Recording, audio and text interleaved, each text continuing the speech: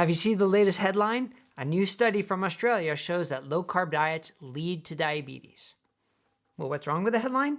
I mean, only that it's completely false. Even the study itself concludes that it's false. So how can news outlets and even a university claim this to be true? I mean, it's either a willful misrepresentation to fit one's own beliefs, or it's just a misunderstanding of how to interpret study results. So I'm curious, which do you think it is? Cast your vote, and let's see at the end of the video if you change your mind or not. But this is a crucial topic, all joking aside, because as we've seen, ketogenic therapy can change the lives of people with diabetes and depression and bipolar disorder and many other medical conditions. But if individuals and clinicians believe low carb is dangerous, as these headlines mistakenly claim, then how many people will be denied this opportunity for improvement? Let's get into the details, because it's so important to understand this.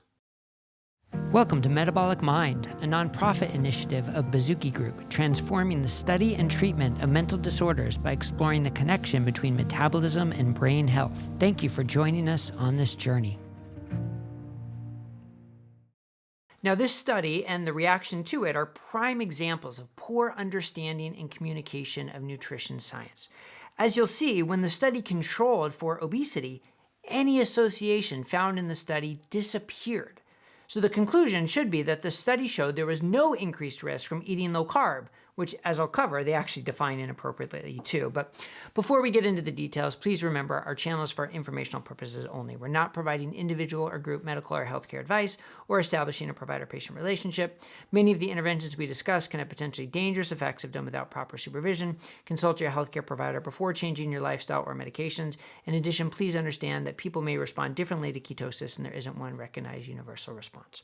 The study, published in Diabetes and Metabolic Syndrome, Clinical Research and Reviews, was conducted by a group in Australia. And for starters, this is a nutritional observation study, which, as we've mentioned before, these are low-quality studies, and they're subject to errors in data collection and healthy user bias and other confounding variables with low effect sizes and many more weaknesses that make it difficult, if not impossible, to know how the results may impact individuals, but could be helpful at informing areas for future higher-quality studies.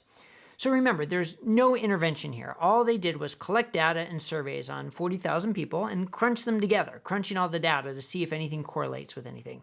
And what they found was that those who were more likely to eat low carb had a very small increased risk of developing type 2 diabetes. But let's define these, right? So they define low carb as 37% of their calories. Now that's over 180 grams of carbohydrates per day on a 2,000 calorie diet. So once again, we have to realize this is nowhere near a true low-carb diet or ketogenic therapy. As you know, less than 30 grams is a very low-carb diet, less than 50 a moderate low-carb diet, and less than 100 a liberal low-carb diet. And here we're talking about 180 grams of carbohydrates per day. And as we usually see in so many of these observational studies, the group that ate 37% or less of carbohydrates was more likely to smoke, more likely to drink alcohol, less likely to exercise, more likely to have a body mass index over 30. So remember, eating low carb didn't cause them to drink or smoke, and we can't even say it caused them to have a higher BMI. Those are just their baseline characteristics, right? The higher BMI could be from alcohol or lack of exercise or other unhealthy factors that the study can't hope to control for. And it's crucial to realize that the greatest effect size in the study is 1.2, which is minuscule in the setting of observational data. As a reference, I always like to point out smoking and cancer had an odds ratio of 15 or more, up to like 20 or 30. And here we're talking about 1.2. That's why I refer to it as minuscule, because it truly is. But here's the rub. So the authors attempted to control for body mass index. And when they did, and now I'm going to quote from the paper, any association of the low-carb diet score with the incidence of diabetes disappeared. Let that sink in. Disappeared. Now, when authors try to control for these factors, it's an inexact science, but usually on the side of under-controlling, not over-controlling. So the fact that any association disappears is a strong suggestion that the amount of carbs had actually nothing to do with the increased risk of diabetes. Being overweight and obese probably did. And again, we can't conclude that the carbs had anything to do with participants' weight because the study didn't do anything to investigate that, right? But again, I refer you to the headline from Monash University where some of the authors are from even, and the headline states, low-carb, high-fat diets for weight loss actually boost risk of type 2 diabetes. Actually boost the risk of type 2 diabetes. I mean, if I was considering using ketogenic therapy to treat a medical condition and I saw that headline, I would think twice. I'd be scared. Now, I kind of want to stay impartial and not overreact, but it's such an irresponsible headline that it's kind of hard to do. Is it simple ignorance or willful misleading? I would like to give them the benefit of the doubt, but it's kind of tough in this case, don't you think? But going further, the article concludes, therefore, a balanced diet with minimally processed carbohydrates, rich in fiber, healthy mono and polyunsaturated fats with sufficient protein intake from fish and seafood, white meat and legumes, as seen in a Mediterranean diet, may be the optimal eating pattern to prevent type 2 diabetes. Okay, where'd this come from? This is a statement that has nothing to do with the study they're talking about.